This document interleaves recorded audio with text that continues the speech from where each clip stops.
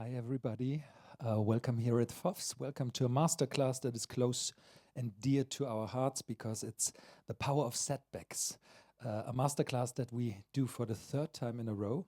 It's always with a director that's close to the festival, that has a long-running history with Munich Film Fest with us, or FOFS, and has a great moment in his career or her career, and at the same time is used to having setbacks and having to redefine him or herself.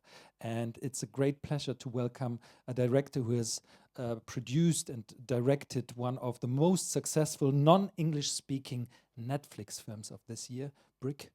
So this is a very specific moment in his career, and please give a big hand to Philip Koch.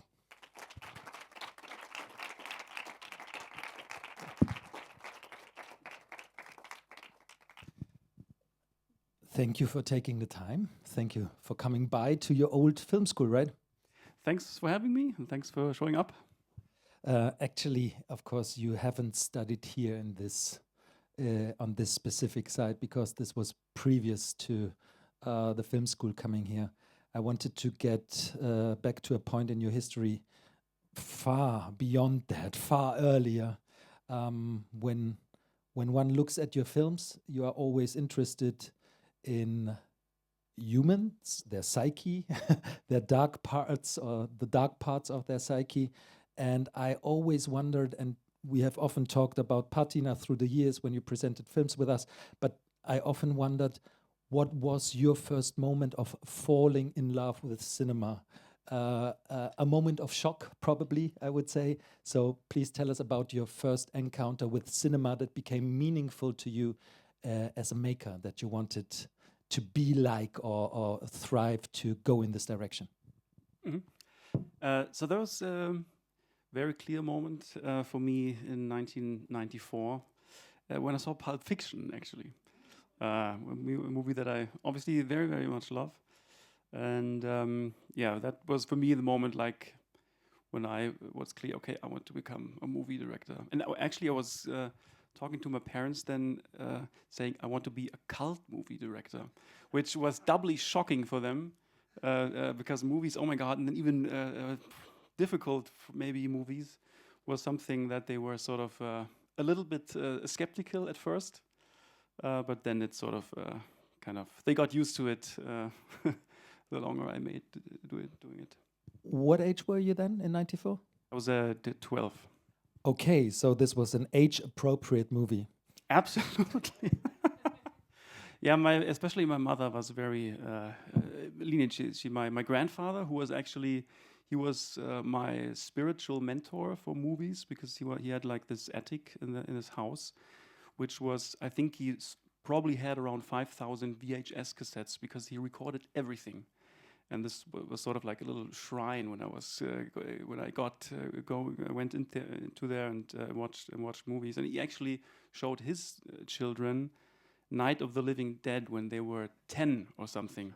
So they were highly traumatized. And I think my mother actually also she brought my father on their first date, who has nothing to do with movies in any way, in any sense, to watch Shining, and he was very shocked there too. So there's a history of extremes in the family that one can say is mirrored a little bit also in the movies that I make from time to time. Oh, beautiful. Let's go a bit deeper into the attic. So 5,000 VHS, specifically in a German style, numerated with all the titles, or what kind of VHS? Now, he was actually, my grandfather was American, because my mother's American side and German from the father's side, and yeah, he had like the UK Sky instruments, so he recorded only English language stuff. So that's where I really grew up with American tradition and not so much the German movies and culture so much, actually. So coming to the film school early 2000s with these sensibilities was not a natural thing. It was all about drama. So tell us a bit about the application, if it was hard to get into film school back then, or specifically the film school said like there's always room for these kinds of sensibilities. For example, Roland Emmerich being also a child, an odd child, you could say, of the film school. So how did you feel about going into film school with these kinds of sensibilities? Yeah. Actually, by the time when I applied at film school, that was in 2002 or 3, I've obviously watched a lot of more movies than Tarantino. And by that time, I also became a huge Werner Herzog fan. So that makes it easier. Absolutely. And so I was also very influenced by the American indies, David Lynch, Cronenberg. But with Herzog also on the art house side. So these are a little bit like the two, like the German and US sort of citizenship or identity that I have. It's the big popcorn entertainment and the small gritty art house movie DNA is sort of like also part of how I make movies and how I tell stories. And when I applied to film school, I was very much leaning into the art house side of coming there, to really trying to understand the medium, to subvert the medium, and so the application was very much from the German perspective, so to say, in an art house perspective, which actually came in handy because Andreas Gruber, who was the professor then, he turned out to be a massive hater of Tarantino. So I'm very thankful that when I applied, I wasn't in the Tarantino phase of my career, because I would never have studied here in Munich. Okay, but going back a bit to your American side, to the Tarantino phase, I think Pulp Fiction, as well as other films, could play. I mean, because you're so much about screenwriting. So was that helpful, this phase in between, after you, I mean, you went to another phase, but in this phase to learn about screenwriting and trying to become this cult director with like homemade movies? Tell us a bit more about how that inspired you, or was it more the style and nothing about screenwriting back then? I think for me it was very much the style coming from the Tarantino, because back then I also wasn't like too much interested in like the comic movies and all that. So it was style, but for me it was also the overall storytelling of what stories you tell, because obviously talking about Tarantino and Lynch and Cronenberg, it was not only a very distinct style, but also very distinct stories in many cases. So for me, I never drew like this harsh line between writing and directing, but I always, for me, it is filmmaking was an art, as my idols were artists, and all my idols were writing and directing most of the time, sort of. So for me, it felt like organic to be most truthful to a creative vision, to actually do both, and that's where I sort of, that's how it developed in a way, that I was writing my own stories. And then also, like, it felt unnatural or a little unsatisfying to say, okay, yeah, well, then the script is finished. Now somebody can do whatever he wants to do with it. I've done that in my career, in the professional life, which is another thing. But that's I really had the impression to if I want to work on my art, on my distinct style, on my voice, I need to do the whole thing. That's sort of like where I came from. Well, this is about Setbacks, and funny enough, it seems that your first big, huge success, which was PICCO, at the same time might have been something like a setback, because PICCO was a very harsh drama about a youth prison. Maybe you could tell more.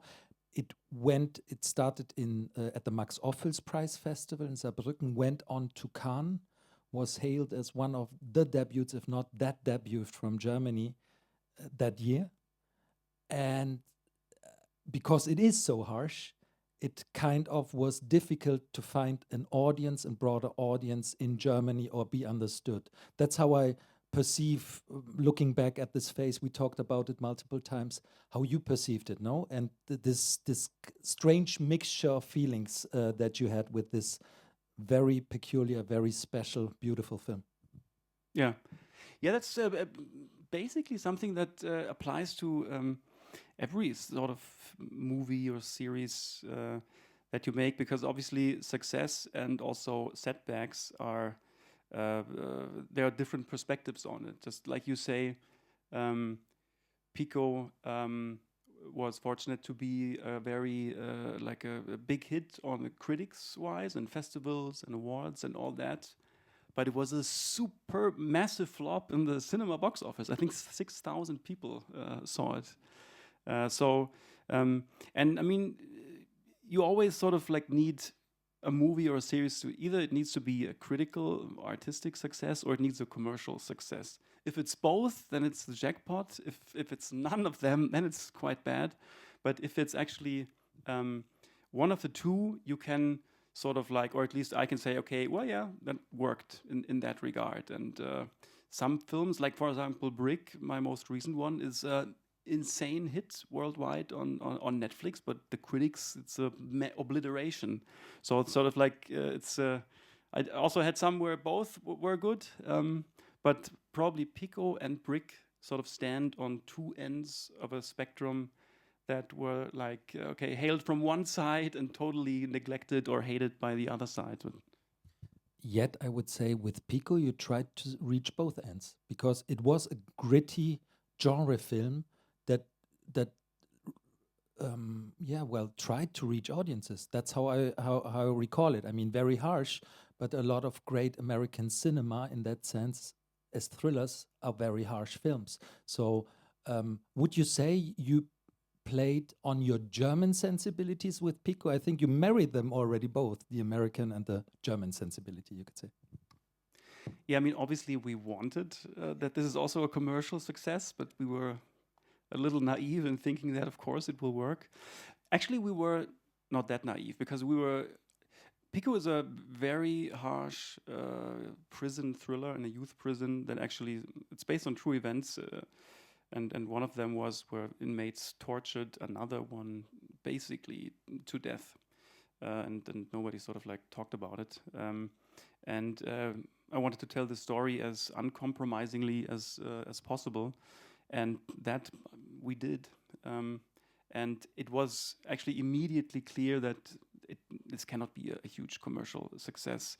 Even insofar as we knew, we didn't even apply for a TV station to get funding, because we knew, okay, this is when no TV station can actually air this in the conventional way. So we tried to make this as a smallest budget possible, and not, wait or lose a year or something with financing from different sources. So we were aware that this is going to be an uphill battle when it comes to audiences, but 6,000 is still on the lower end of the expectation.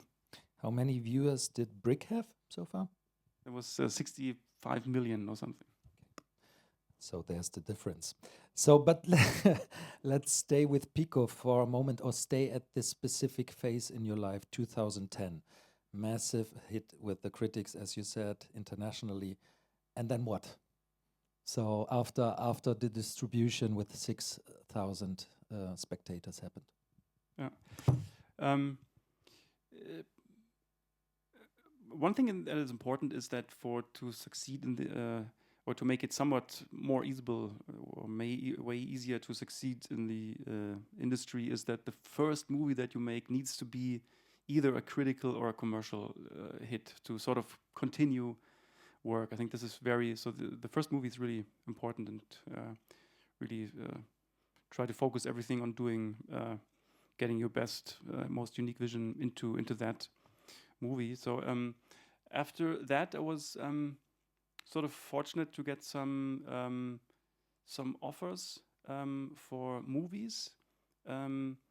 My second movie actually was outside the box a couple of years later, because first is actually a sort of a setback. It's a movie called Unfriend, which was a horror movie that I was tapped to write and direct, and then another director sort of stepped in, and we wanted to do a co-direction sort of thing, and obviously that didn't work out at all.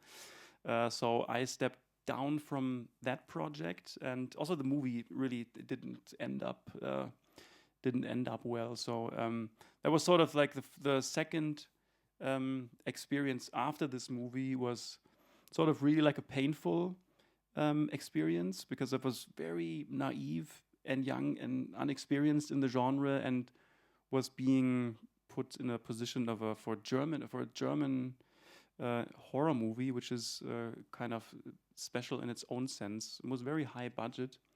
It was a completely new sort of Shark Tank that I sort of jumped into or was pushed into, and that didn't end well at all, actually. So that and the movie also in the end didn't turn out that great, to be honest. And I'm not sure if it made its money back for everyone involved. But actually, I did learn. I think that sort of ties into the topic of today. Obviously, learned a lot of that sort of business cutthroat, life or death experience, and I took that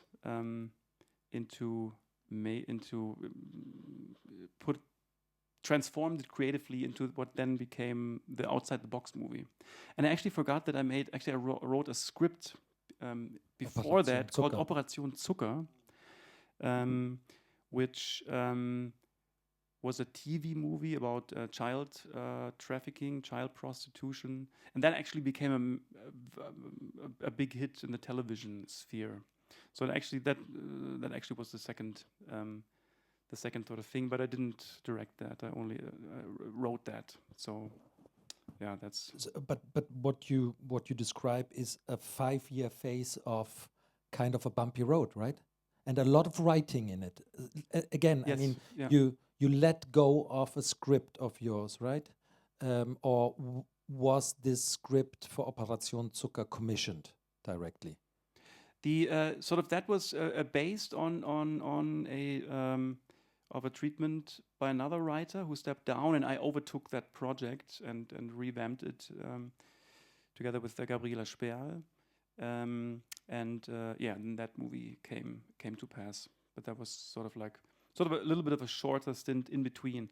And as I was writing, I always for me it was easier to sort of cope with, when the Unfriend movie or something was not a big hit, because I could immediately jump in.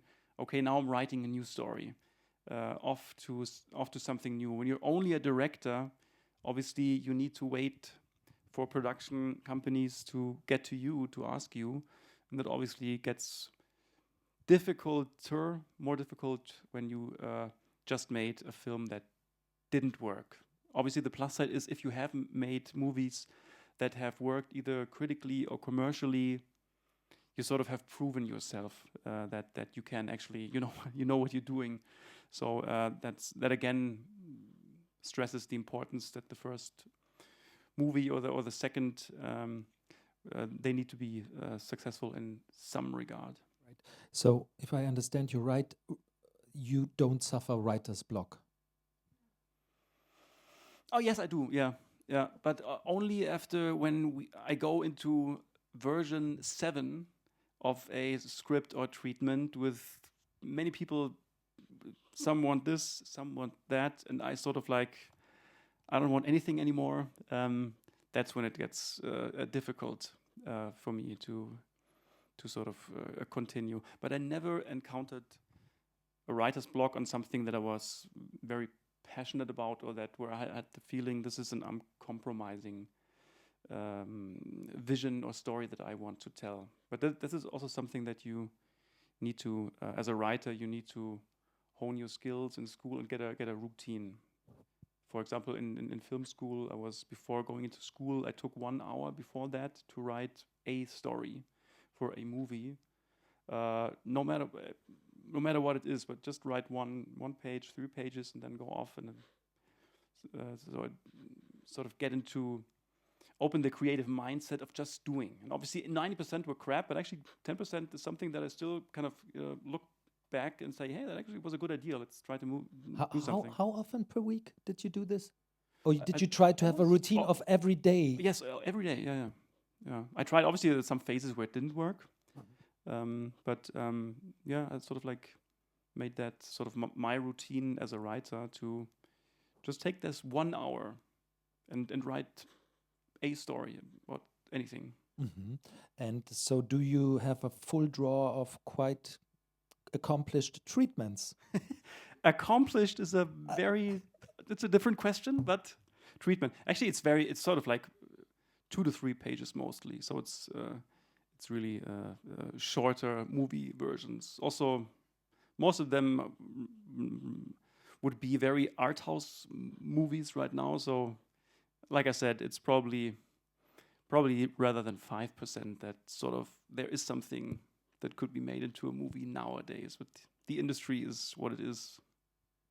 Okay, you can jump in with questions at any given time, but I wanted to go back to this phase in 2015, 2016, when you said you made a lot of experiences with the industry and not only good ones.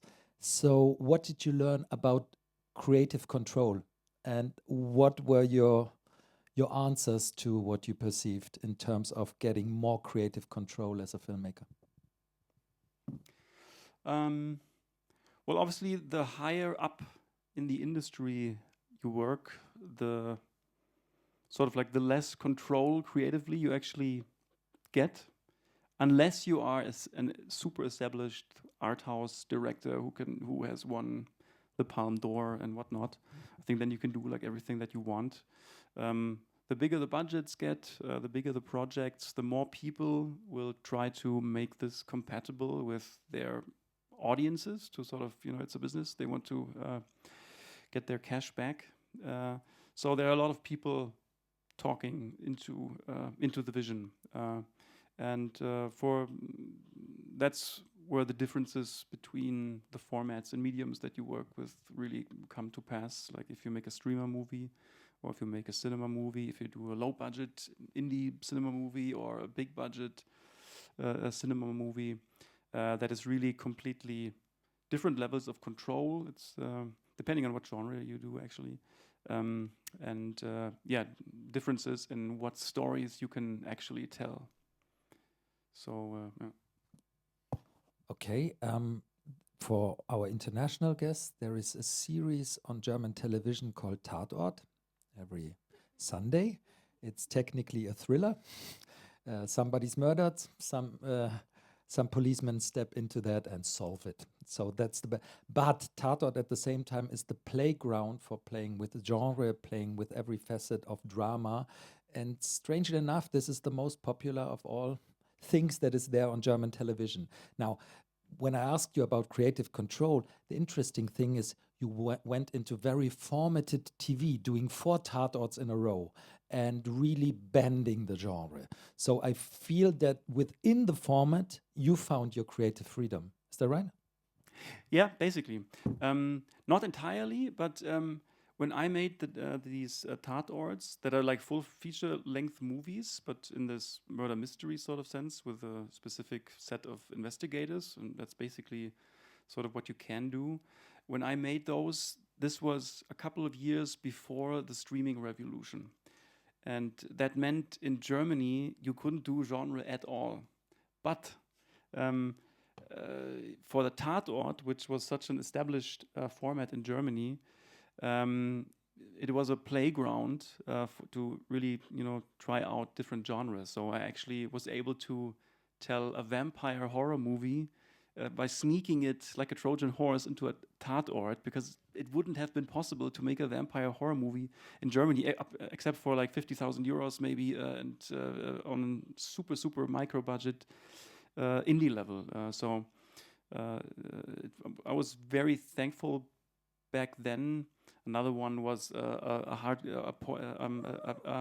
hardcore, like a Tatort in the porn industry, which also was not possible to do something like that in German television or cinema. That was also something really special. Obviously, these times have changed because a couple of years later, with Netflix and the streamers, you can actually do genre and all these different genres that you traditionally couldn't do in German television, and that's obviously very, very good, even though the pendulum swings a little bit back again, that the streamers don't do what doesn't work in Germany traditionally, and now the öffentlich-rechtlichen, the public TV station, make vampire movies. now you can do, you know, these genres back then. So it's always a back and forth and up and down for them to. So again, if you have any question, jump in at any given moment. We were not talking so much about your art house sensibilities, but about your genre sensibilities. We will talk about both going on.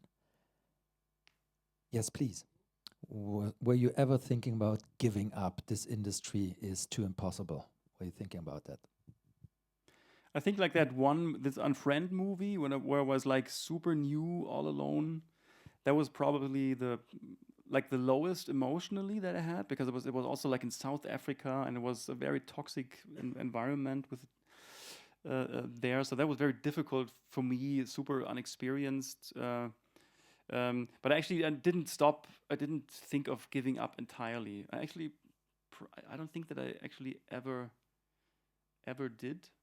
But that definitely was a very, very low moment of at least acknowledging that it's feels like a rock bottom thing. But I was very like accustomed to with when you have a setback, I just, okay, fuck it, that didn't work, on to the next thing. Also because as a writer, it's a little bit different than a director. As a writer in the industry, you need to work on 5 minimum projects at once, that for one to being made. That's actually 1 to 7 is probably a more realistic quota these days. So for me, it was always, okay, this doesn't work, but I have 5 other things here, and some need to work, hopefully. So for me, it was like, when you fall down, you get back up again. It's alternative-less. Just like blindly follow what you want to do, because I'm not sure if I can do anything else. Talking about these lowest moments, probably also going back to friendships or other established circles of collaboration, of working together, are helping, because what you say is you stepped outside the zone of knowing the people you were working with now and had to come home in a way. Was that helping you through that phase very much as well? Yes, that was very, very important. Like after that experience, I reinforced the work relationship with Walker and Worm Film, whom I made a PICCO with, and that was obviously that was a very great experience, going back to the people that you've worked with successfully. And yeah, I cannot stress enough, obviously, that building a network is probably the most important things to actually do, because it's a tiny industry, and at some point you will get to know everyone in your specific country in the industry, I guess. Maybe the States are a little bigger, but in Germany it's more on the smaller side, and the people that you study with, you will meet them again in a couple of years working somewhere, and some might be in positions where they can give you jobs, and obviously that's helpful. Other questions? Oh yeah, now it's flowing. Okay, over there, All right. 1 and 2, and then Yes, that's maybe like one step back. I was wondering with the Tatort topic, like I didn't understand fully how you were able to sneak the genre into your concept. So did you just have like a lot of creative freedom, or did you really like snuck it in? Well, obviously there needed to be people who read the script and all that. It was commissioned. It is like in the Tatort, it is such an established format in Germany. Like you always get a couple million, 5, 6, 7, up to 13 million people every Sunday. That's why the commissioning editors are very open from time to time to make something completely crazy. And obviously this was such a case with the vampire horror movie. And in that specific case, it was for Radio Bremen, and they had like, it was a back-to-back shoot of 2 Tatorts, basically. And one was a very traditional one, and the other one was the crazy one with the vampire. So it sort of was like not, it wasn't like under the radar that I snuck it in, but sort of, this is, back then it was the only format in German television that you can actually do something crazy that people actually see. Welcome. Hello. So my question would be, what is it like to work with Netflix, this powerful global studio, and how did they approach you? What was the whole thing? Like, were they already there with a finished script, or did you work on that together? Yeah. Yeah. So this is Brick is actually my 3rd Netflix collaboration, and each collaboration was very different actually. Like the first collaboration was a TV science fiction show called Tribes of Europa in 2019, and that was sort of like the golden era, so to say, the first wave of, okay, Netflix is coming after dark, coming to the market, and they just, hey, we make these 5 very different shows.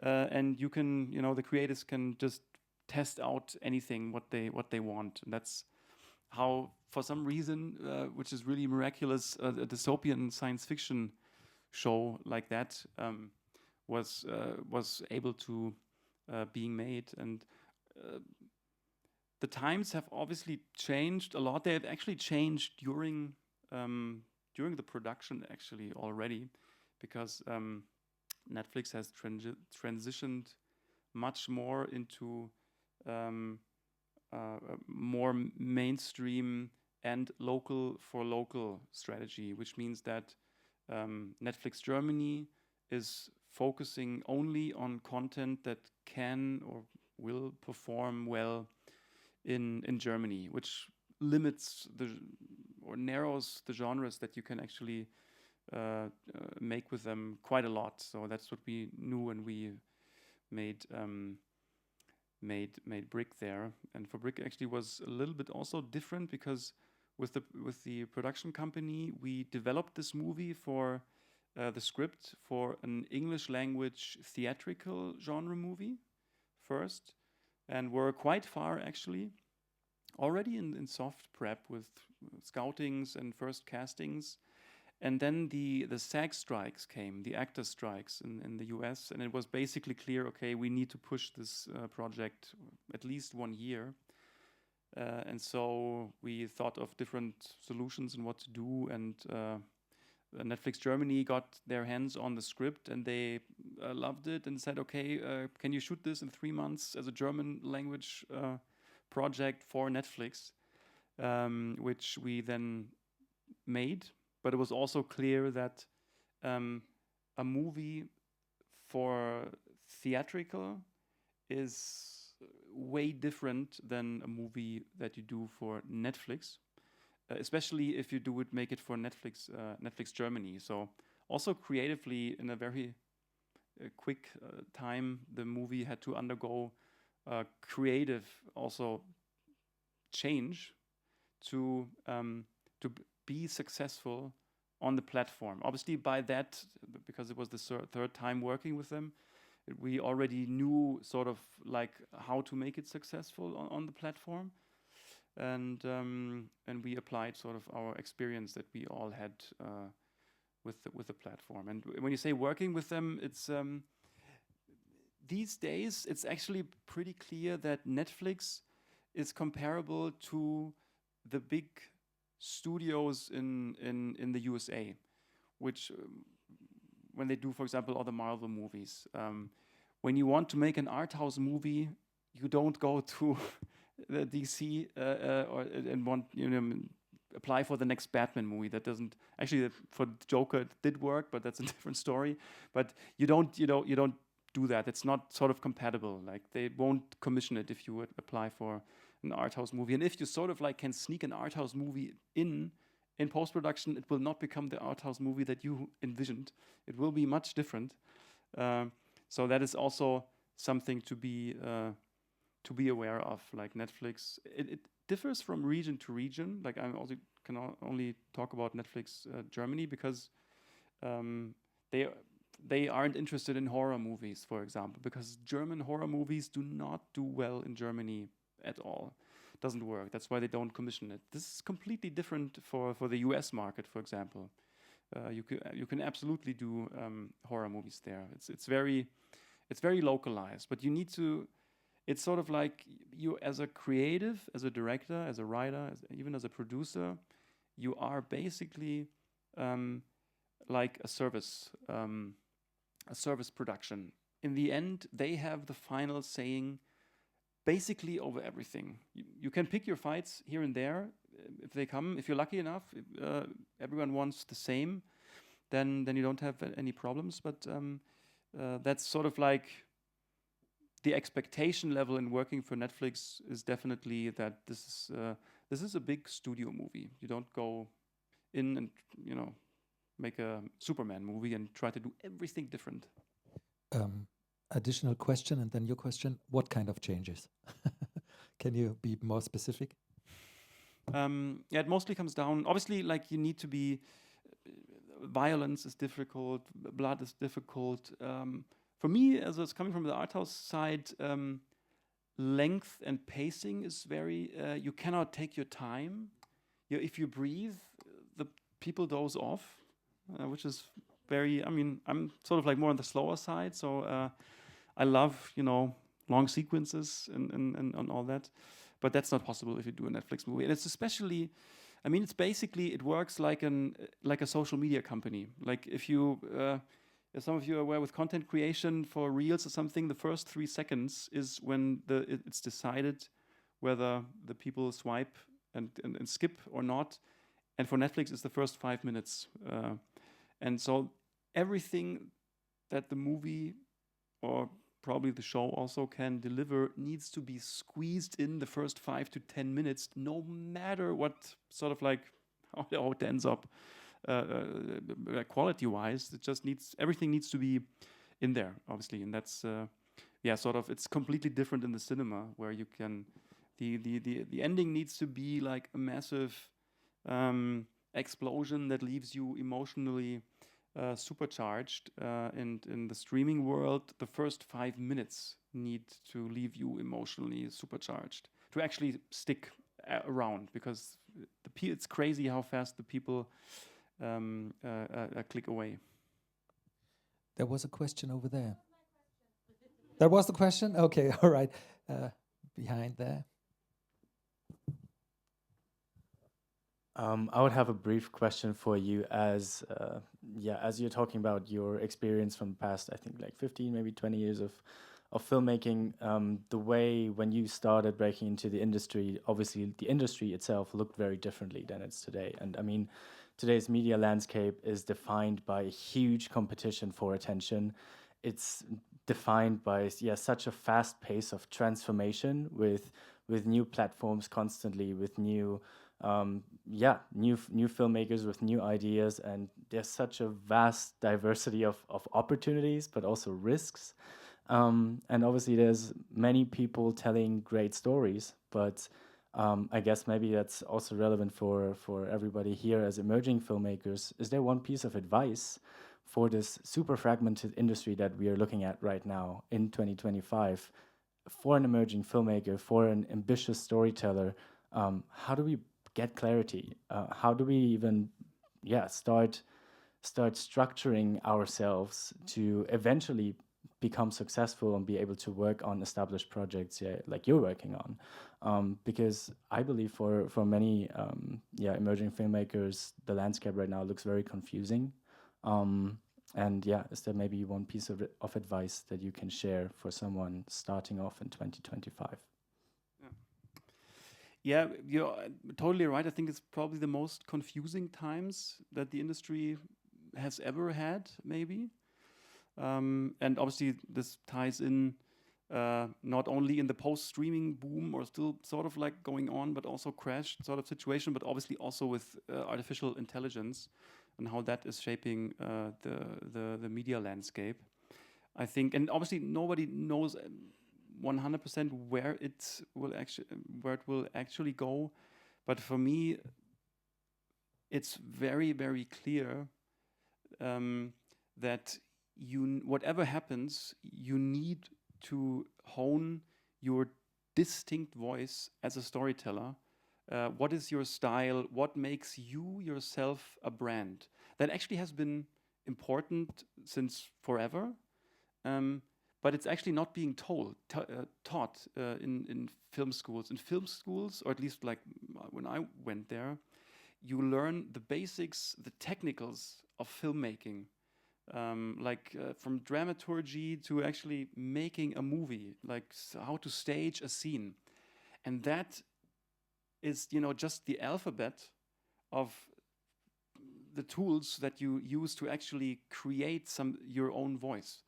And that's actually, I don't recall like a single sort of like seminar or something where actually your own voice is sort of like schooled, where, okay, this is your vision, this is the way you tell stories, this is your style of editing, this is your style of music, this is your style of color grading, this is your style of whatnot. This will become more important than ever, even in a future where you tell movies with AI, for example, because what will happen with AI is that there will be a content overkill that is impossible to overlook. And only those will sort of crack through the algorithms or will make people want to go back to you is if you have a very, very distinct style that is very much your own, that is indistinguishable from someone else. And the challenge right now is that right now, especially if you sort of like try to work with the big broadcasters or streamers or on the cinema commercially, it couldn't be any more different than that, because right now to make a successful, at least commercially successful movie, television show or whatnot, you need to be as broad as possible. You need to be absolutely probably everything else but distinct in your own artistic voice. That's what the streamers will, and that's the mandate, that not bad people. They just know what the big data tells them and what works on their platforms. But that will not help you as a storyteller. And unfortunately, it won't help you further along the road when probably most of us will become their own little studio. So I think that's probably I would say, the most important lesson, because nobody knows how it's going to end up. But it's about art and your own vision to it, because it's like sort of what the essence of art is. That actually, it's also a shift that in art, the people who want to envision that, they want to see the world from a different perspective. And not like for the mainstream audience, they want to sort of like the assets sort of confirm the view that is already there. They want the way that I look onto the world. And for art, you pay for seeing the world from a different perspective, out of the eyes of the artist, and that is your voice that you need to. Hone and work on and really develop. So in your specific case, how do you hone your voice apart from writing, which is obviously something that for you is important? Is there something else you would like to share that helps on that way of finding that voice? Yeah, for my career, it's like sort of I'm a little bit like a smaller German Steven Soderbergh chameleon, who I've made my art house movies that very few people have seen, and I also work on the big commercial popcorn movies. So I actually, that's the Tarantino in me, but also Werner Herzog, and it's sort of like I have both these it's in my DNA as a German American, so to say. I was always like a little schizophrenic, and I have a lot of fun making these commercial big mainstream movies, but I also obviously love and admittedly see deeper cultural value in the art house. stories, and yeah, like honing these skills is just keep on doing, keep on writing, and trying to tell and find unique perspectives onto humanity, onto society, history, and all that. But I mean, unfortunately, I hope that with the AI revolution, that will also change the industry and the necessity to sort of like pay for your living. It obviously factors in also, because the truth has been, at least in Germany, that with the movies, my most successful critical movies, like PICCO or Play, Operation Zucker, that's you cannot live off of that. You could, if you not most of you, if you have like, you come from a rich background, you don't need to pay actually rent or something, or you don't have any financial worries, you can sort of take your time and do every 3 years you make one art house movie. If I could choose, I would actually do that without hesitation. But yeah, you need to pay for rent. There's a family, the kids want to eat, and there is a certain reality that yeah. But maybe the AI revolution will also change that in the long run. I'm not. Please.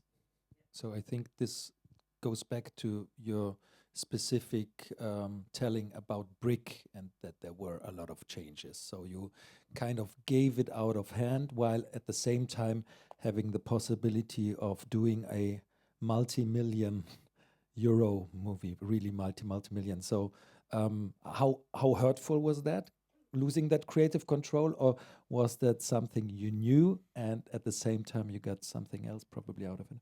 Mm-hmm. That actually depends on with whom you work with. Like for basically every project, you get in creative discussions with someone.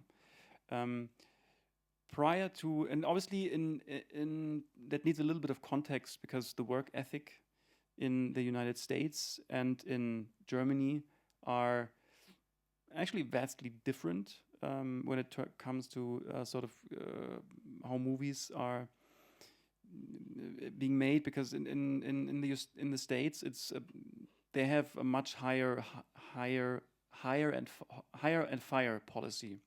That actually just means, like, if you don't do it like that, you're fired, you're replaced. It's basically as simple.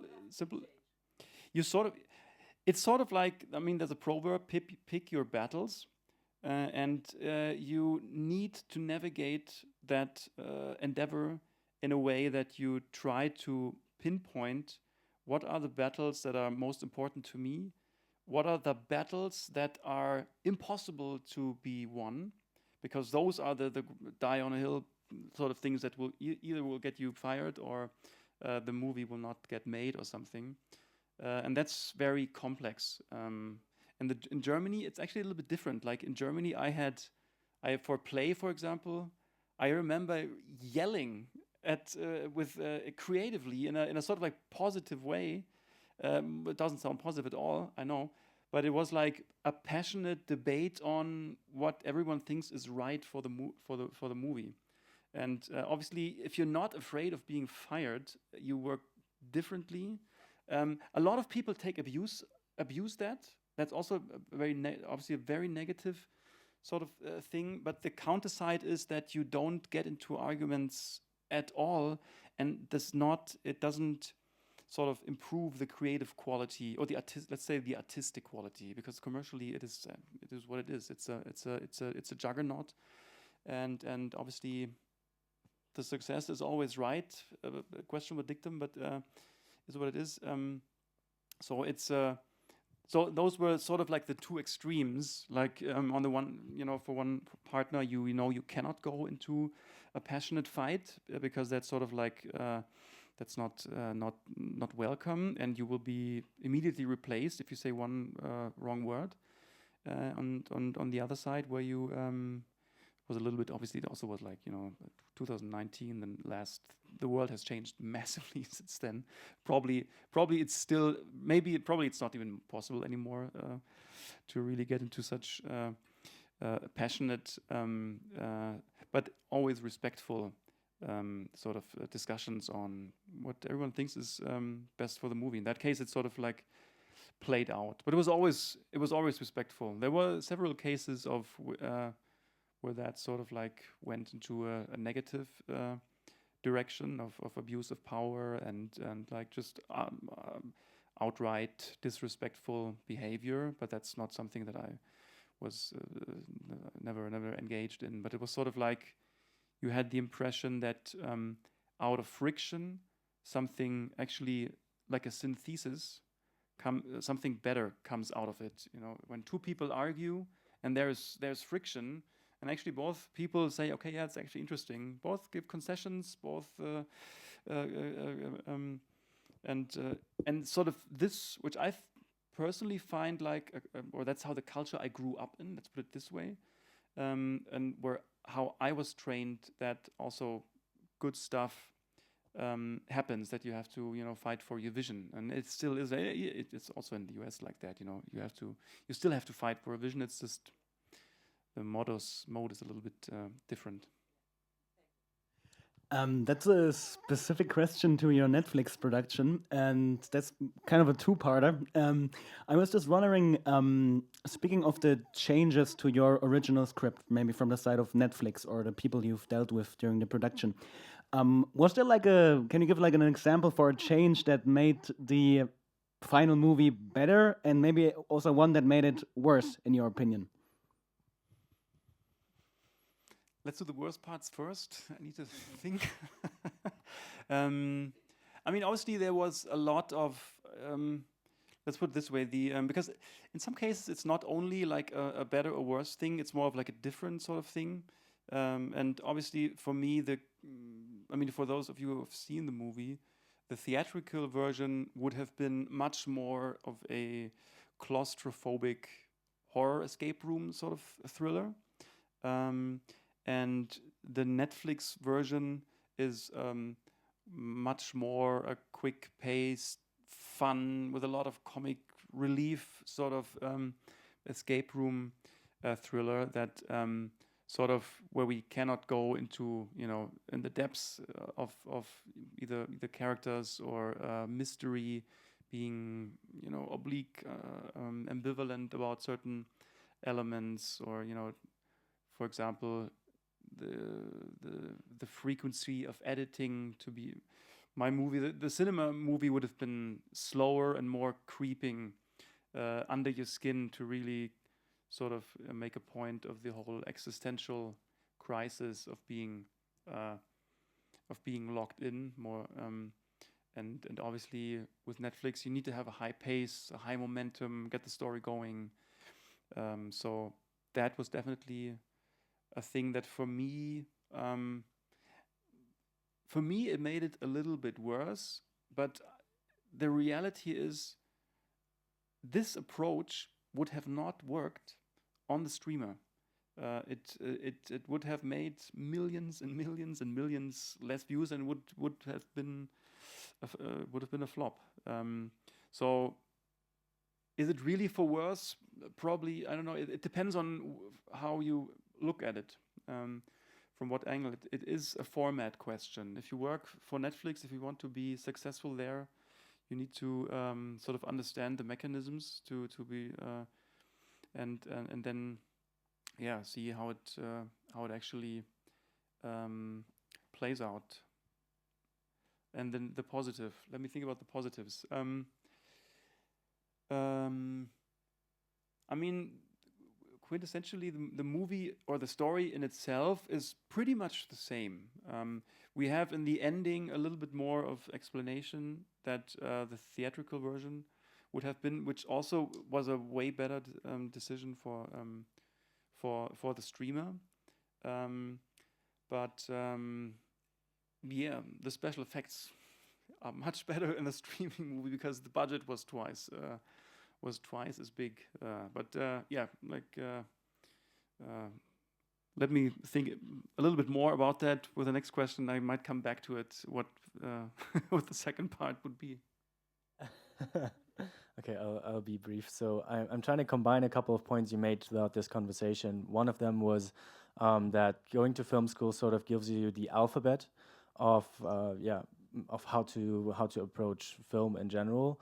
But then you also just talked about the media world being radically different from 2019 up to 2025, and you've used the word AI revolution, and revolution always means disruption. So when we look into where we're going to be in 5 years from now, like turning that into a question about film school, do you think going to a film school today has the same value as when you went to film school 20 years ago? Because when we can suddenly generate AI films and videos exactly the way we imagine them, without needing to have the craft perfectionized, or being aware on how to craft films, where is the essential value apart from the network that a film school can provide today for a 2025 emerging filmmaker? Yeah, that basically taps back into what I said earlier, and it all comes down to in these sort of like 3, 4, 5, 6 years of studying at a film school, take the time to actually work on your style and not the logistics of making a movie, because those may very well be absolutely obsolete in a couple of years. I actually don't think so. I think the traditional movie making will still be absolutely a thing. So it's absolutely necessary to learn the alphabet, and also to shoot a film with regular cameras. So that will always be around, whatever happens with the industry. Whether you will earn a lot of money or not is a completely different question. But it will still be made. But because everything is changing so dramatically, you need to, whether you make movies with AI or cameras or whatnot, you need to work on your special, unique, distinct voice, on what are you as the brand? What do you make differently? What is the reason why people want to see your view on the world, and not like 10,000 others that are the same? So the tools, they will change dramatically, but what you should focus on is really on working on what makes you as a storyteller unique. There was a question there? Yes. Because you talked about the differences of your original idea and then what you changed for Netflix, I was wondering what made you decide, or what made you kind of sacrifice your original idea and saying, okay, I'm going to change that and I'm going to work with Netflix, instead of just waiting another year and make it the way you wanted it? Because it's not like you can do the same movie next year than your style, because this idea will be then like gone for that one. Because I have a lot of projects and scripts in my drawers that could have never been made.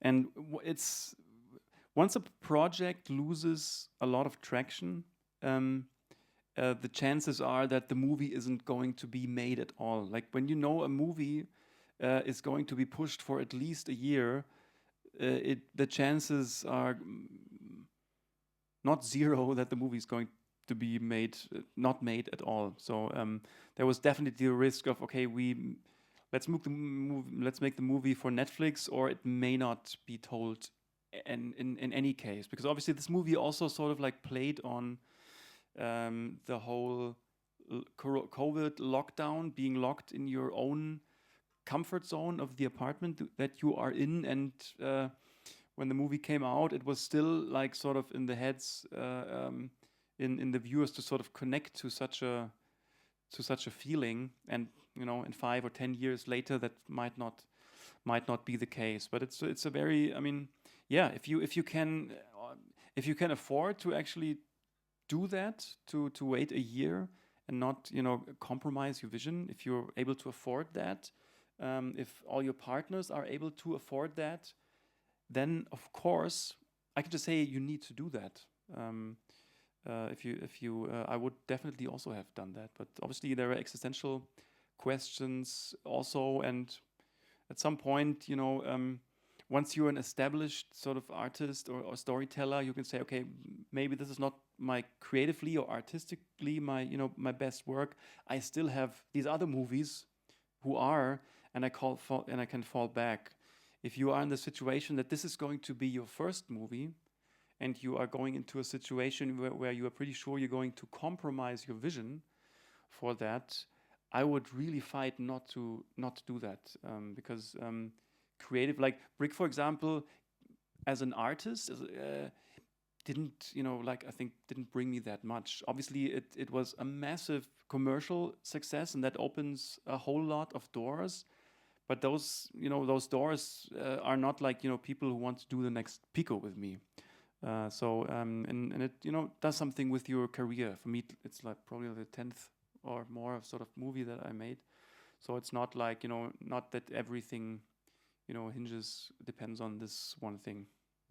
We have to unfortunately come to a close. I still would love to ask a twofold question. You also founded a production company, Nocturna, and said like through Tatort you could infuse genre there. Nocturna was specifically founded, one of the very few companies in Germany, to infuse genre elements and genre films coming out of Germany, talking to international audiences, talking also locally.